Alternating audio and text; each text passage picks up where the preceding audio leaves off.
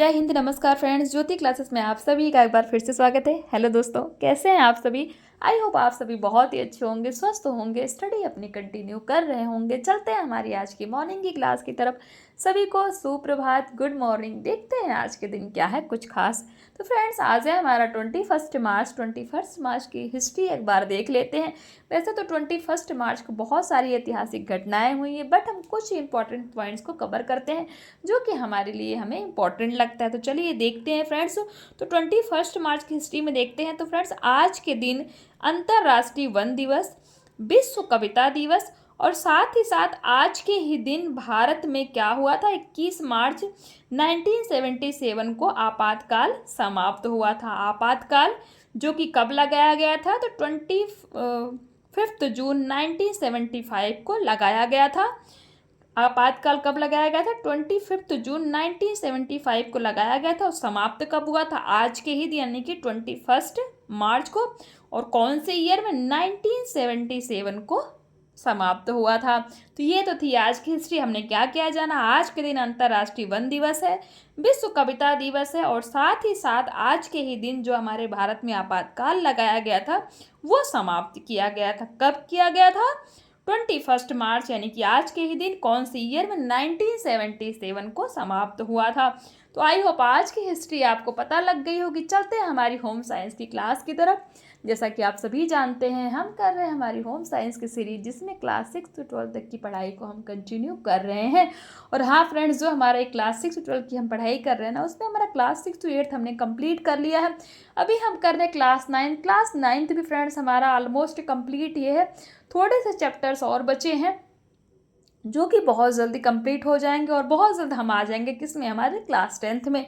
तो प्लीज़, अगर अभी तक आपने हमारी इन वीडियोस को नहीं देखा है ना, जितनी भी पढ़ाई हमने की, आप अगर हमारे न्यू व्यूवर्स हैं तो प्लेलिस्ट में जाइए, वहाँ से इन सारी वीडियोस को वॉच आउट करके अपने कॉन्सेप्ट को क्लियर कर सकते हैं। क्योंकि फ्रेंड्स, हर एक टॉपिक को बहुत ही डिटेल में कवर कराया गया है, और इतने डिटेल में पढ़ने का हमारा एक ही उद्देश्य है कि आपके माइंड में होम साइंस से रिलेटेड कोई भी डाउट ना रह जाए। क्योंकि एक बार आप ये सीरीज़ देखें और होम साइंस से रिलेटेड जितने भी डाउट्स हैं, जितने भी कॉन्सेप्ट हैं, आपको ये सीरीज के माध्यम से वो आपके कंप्लीट हो जाए, ताकि होम साइंस से रिलेटेड आप कोई भी फील्ड में अपना जो है करियर देख रहे हैं, तो आप किसी भी फील्ड में हो, आप वहाँ पे आप सफलता प्राप्त कर सकते हैं।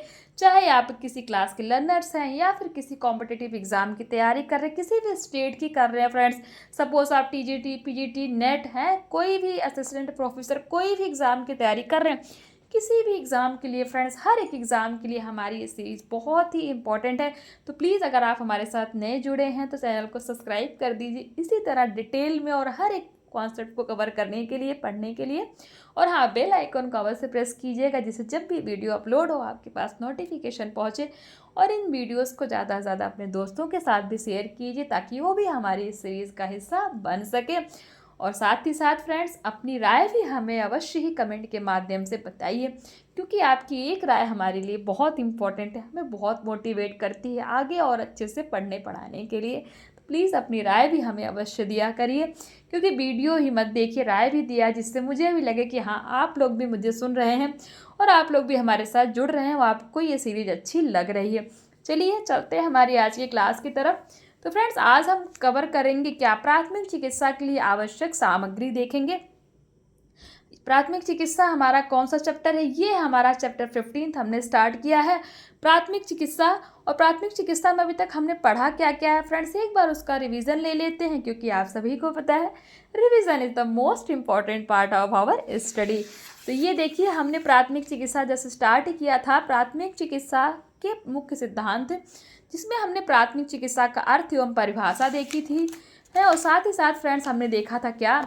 हमने 2-4 पॉइंट्स और देखे थे, जिसमें था प्राथमिक चिकित्सा के उद्देश्य। हमने देखे थे कि प्राथमिक चिकित्सा का उद्देश्य क्या है, उसमें 2-3 पॉइंट देखे थे, उनको डिटेल में पढ़ा था। प्राथमिक चिकित्सा के सिद्धांत एवं नियम देखे थे, कि जो हम प्राथमिक चिकित्सा देते हैं उसके नियम एवं सिद्धांत क्या कहते हैं, बहुत ही इंपॉर्टेंट है। इनमें हमने बहुत सारे पॉइंट्स कवर किए थे, ये देख लीजिए आप। तो ये था हमारा प्राथमिक चिकित्सा के सिद्धांत, यही हमने हमारी प्रीवियस क्लास में पढ़ा था।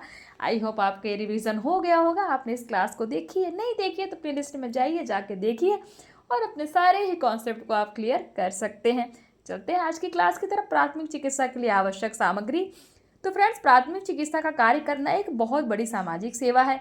अधिक से अधिक व्यक्तियों को चाहिए कि वो प्राथमिक चिकित्सा का प्रशिक्षण लें और अक्सर आने पर अधिक से अधिक ज़रूरतमंदों की सेवा और सहायता करें, यानी कि जब भी उनको अवसर मिले तो ज़रूरतमंदों की अधिक से अधिक सेवा एवं सहायता करें।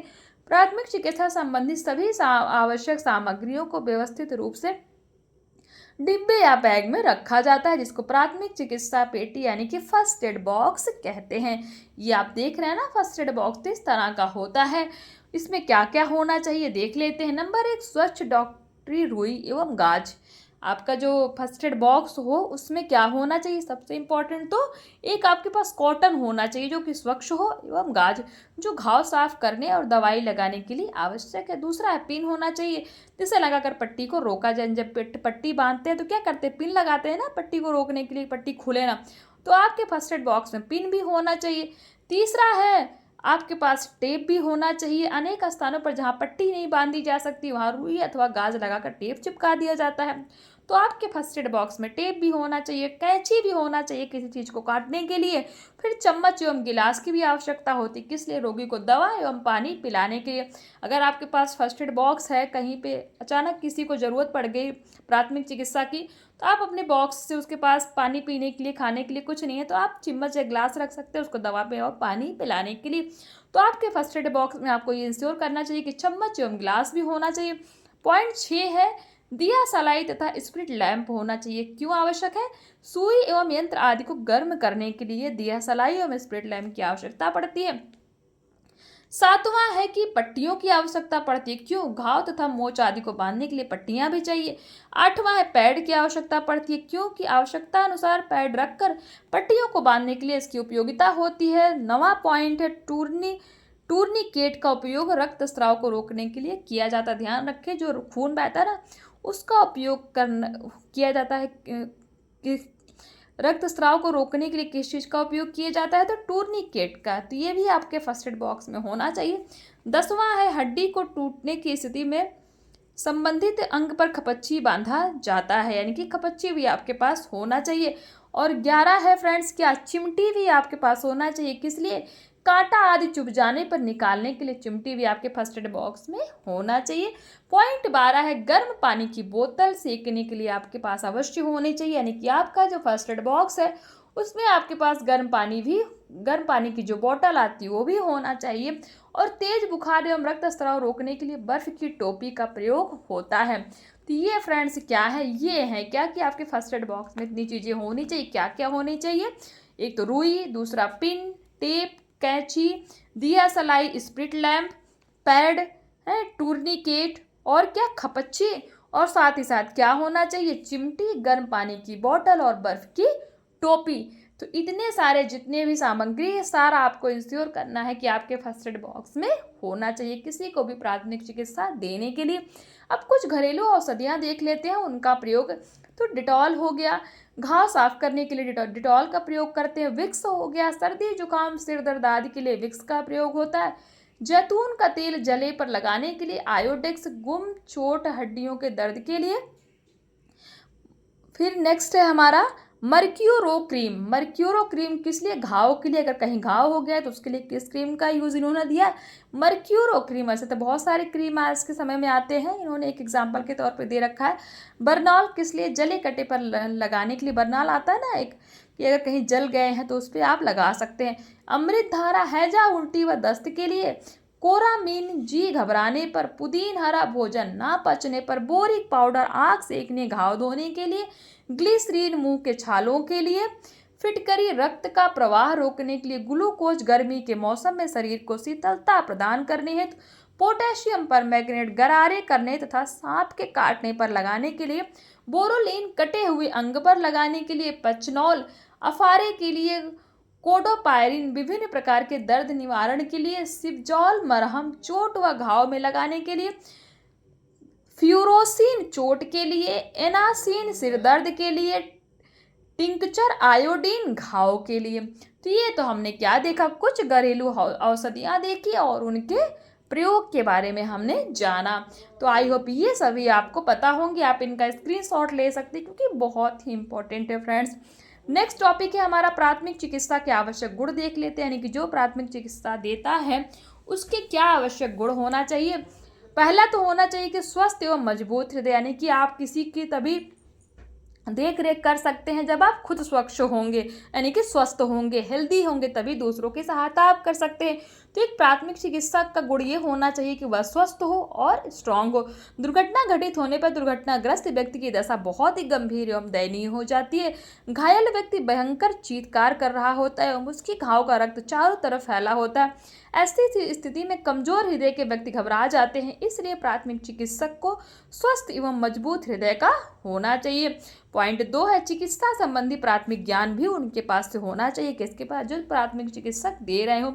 प्राथमिक चिकित्सक से यह अपेक्षित होता है कि वह मानव शरीर एवं मानव अंगों के बारे में प्राथमिक ज्ञान रखे। यह इसलिए आवश्यक है ताकि प्राथमिक चिकित्सा समुचित रूप से हो सके। सामान्य दवा देने पर पट्टियां आदि बांधने का उचित ज्ञान भी प्राथमिक चिकित्सक से अपेक्षित होता है, यानी कि जो भी सर दर्द की दवा कौन सी है और बुखार आ जाए तो किस प्रकार की दवा देनी है, पट्टियों को कैसे बांधना है, तो इस सब तरह का जो ज्ञान, सामान्य ज्ञान है, वो भी प्राथमिक चिकित्सक को होना चाहिए। तीसरा पॉइंट है दूरदर्शिता। प्राथमिक चिकित्सक के समय दूरदर्शी व्यक्ति दुर्घटना होने के बाद उसके परिणाम के अनुरूप अनुमान लगाकर सही उपचार करते हैं, तो उपचार बहुत ही प्रभावी होता है। चौथा पॉइंट है साधन संपन्नता। प्राथमिक चिकित्सक के दौरान यह आवश्यक है कि प्राथमिक चिकित्सक के पास उपचार एवं सहायक आदि के लिए सभी सामग्री उपलब्ध हो। विभिन्न उपयोग साधनों के अभाव में योग्य और कुशल प्राथमिक चिकित्सक भी दुर्घटना से ग्रसित व्यक्ति की मदद समुचित रूप से नहीं कर पाते। पॉइंट 6 कहता है चतुरता एवं दक्षता। दुर्घटना के समय चतुर व्यक्ति यथा स्थिति को बहुत जल्दी समझ जाता है तथा उसी के अनुरूप आवश्यक कदम उठाता है। प्राथमिक चिकित्सा से अपेक्षा की जाती है कि वह चतुराई के साथ साथ प्राथमिक चिकित्सा में भी दक्ष हो, जिससे दुर्घटना से ग्रसित व्यक्ति को अधिकतम सेवा उपलब्ध हो सके। पॉइंट 6 विवेकशील प्राथमिक चिकित्सा द्वारा निर्णय शीघ्रता से लिए जाते हैं, साथ ही वे सदैव आवश्यक कार्य को प्राथमिकता देते हैं। उदाहरण, कोई दुर्घटनाग्रस्त व्यक्ति बेहोश है तो उसे रक्तस्राव हो रहा हो तो पहले रक्तस्राव को रोकना चाहिए, उसके बाद उसको चेतनावस्था में लाने की कोशिश की जानी चाहिए। 7वां पॉइंट कहता है आत्मविश्वास। प्राथमिक चिकित्सक को अनिवार्य रूप से आत्मविश्वासी होना चाहिए, क्योंकि ये कठिन परिस्थितियों में संतुलित व्यवहार प्रदर्शित करते हैं। 8वां पॉइंट कहता है सहानुभूति में, यानी कि रोगी के उपचार के समय उसे सहानुभूति की आवश्यकता अनिवार्य रूप से होती है, जिससे वह निराशा से बचता है। अतः प्राथमिक चिकित्सा को सहानुभूतिपूर्ण होना चाहिए। पॉइंट 9 कहता है स्थानीय भाषा का ज्ञान। प्राथमिक चिकित्सा को चाहिए कि वह दुर्घटनाग्रस्त व्यक्ति समुचित संवाद करे ताकि उसे यथास्थिति का सही ज्ञान हो। इसलिए प्राथमिक चिकित्सा को स्थानीय भाषा का भी सही ज्ञान होना आवश्यक है। अगर आपको स्थानीय भाषा का ज्ञान है तभी आप जिसके साथ दुर्घटना हुई है उसकी सहायता कर सकेंगे, नहीं तो उसकी बात ही आपको समझ में नहीं आएगी तो आपको क्या, आप उसको जो है प्राथमिक उपचार दे सकते हैं। तो इसका भी ज्ञान होना आवश्यक है, किसका, स्थानीय भाषा का।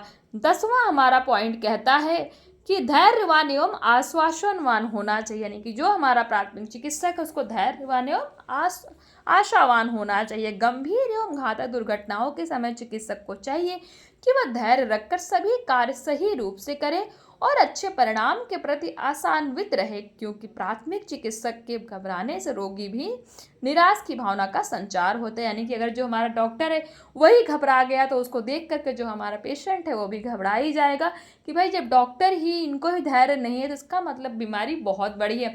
इसीलिए डॉक्टर को, यानी कि जो, ये तो मैं डॉक्टर की बात कर रही हूँ, चाहे डॉक्टर हो चाहे हमारा प्राथमिक चिकित्सक हो, यानी कि जो फर्स्ट एड करता है उसको भी ये होना चाहिए कि किसी को बहुत खून बह रहा है तो आपको ये उसको धैर्य दिलाना है कि नहीं नहीं कोई बात नहीं, अभी खून बंद हो जाएगा, कोई बहुत बड़ी बात नहीं, बहुत ज़्यादा आपको नहीं लगी।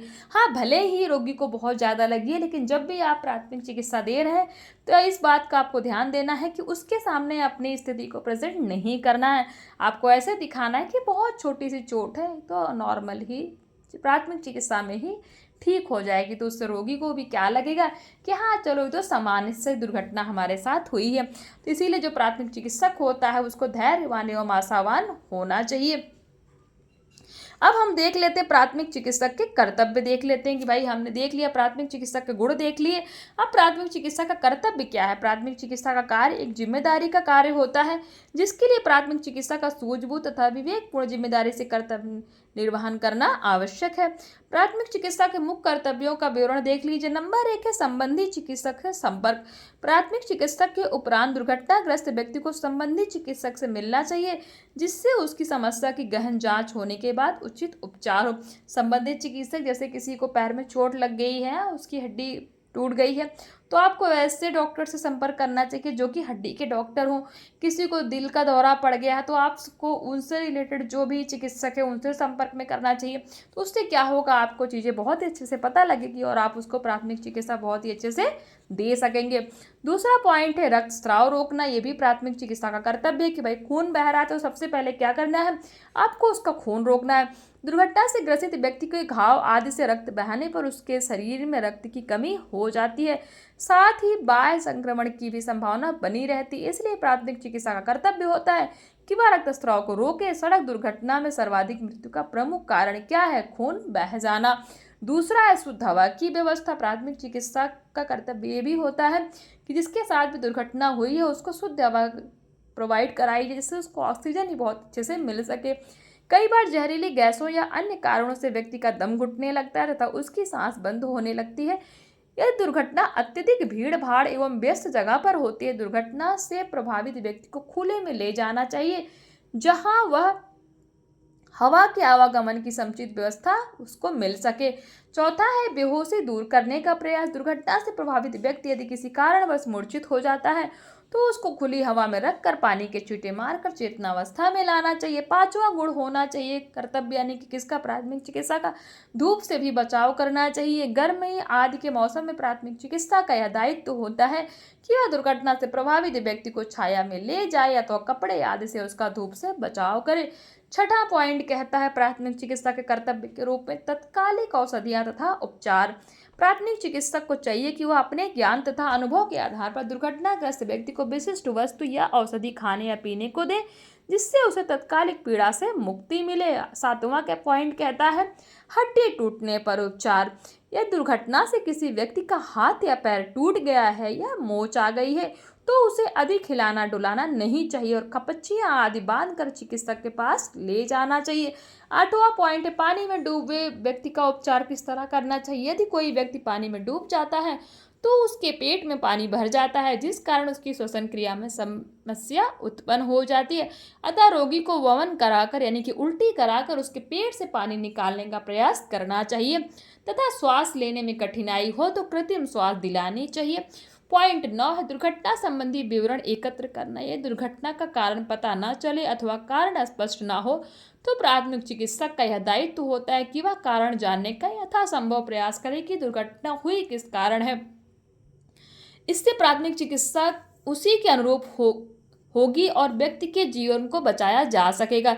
इस प्रकार के प्रयास विषपान की घटनाओं में अधिक उपयोगी होते हैं, अर्थात पीड़ित ने किस किस्म की विषय पान यानी कि जहर खाया है तत्पश्चात उसके अनुरूप ही पीड़ित व्यक्ति को चिकित्सा दी जा सकती है यानी कि चिकित्सा की जा सकती है। तो ये तो फ्रेंड्स हमने क्या जाने, प्राथमिक चिकित्सा के कर्तव्य जाने इनके कुछ पॉइंट्स के माध्यम से। अब जितने भी पॉइंट्स हमने कवर किए ना उन्हीं से रिलेटेड कुछ क्वेश्चन है। मैंने आपको क्या बोला, बार बार बोला है कि क्वेश्चन आप खुद सॉल्व किया करिए और इसका स्क्रीनशॉट प्लीज़ फ्रेंड्स, अगर आप सीरियस होकर पढ़ रहे हैं ना तो इसका स्क्रीनशॉट भी लिया करिए। आप मेरी बात मानिए, एक बार एक दो बार इसको करके देखिए, स्ट्रेटेजी फॉलो कीजिए। नहीं समझ में आता तो मत कीजिए, बट एक बार ट्राई करने में क्या जाता है। हाँ, तो प्लीज़ एक बार करके देखिए जो मैं आपको बता रही हूँ। क्वेश्चन 1 कहता है चिमटी का उपयोग किसके लिए लाभकारी होता है। हमने पढ़ा है कि हमारे पास सेट बॉक्स में चिमटी होना चाहिए, चिमटी किस लिए होना चाहिए वो भी हमने देखा।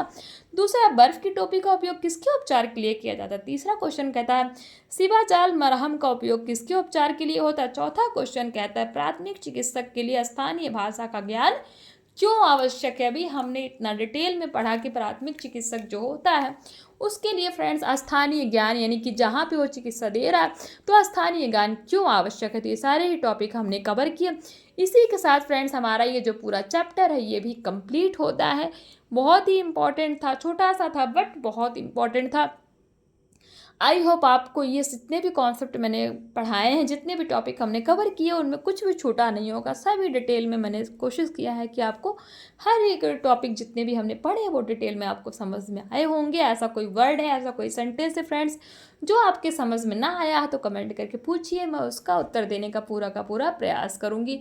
तो ये हमारी क्लास हो गई। अब हम नेक्स्ट क्लास में क्या करेंगे, इसी से रिलेटेड हमारा जो प्राथमिक चिकित्सा यानी कि फर्स्ट एड के रिलेटेड हम कुछ क्वेश्चन आंसर्स की प्रैक्टिस करते हैं, जो कि हम हमेशा करते हैं। पहले हम अपना चैप्टर कंप्लीट करते हैं, देन हम क्वेश्चन आंसर्स की प्रैक्टिस करते हैं। तो यही स्ट्रेटेजी हमारी नेक्स्ट क्लास में होगी। हम इससे रिलेटेड कुछ क्वेश्चन आंसर की प्रैक्टिस करेंगे। मिलते हैं हमारे नेक्स्ट क्लास में, तब तक के लिए जय हिंद, नमस्कार। हंसते रहिए, मुस्कुराते रहिए, एक दूसरे की हेल्प करते रहिए। और हाँ फ्रेंड्स, प्लीज़ चैनल को सब्सक्राइब करके ना बेल आइकन अवश्य प्रेस कीजिएगा। जय हिंद।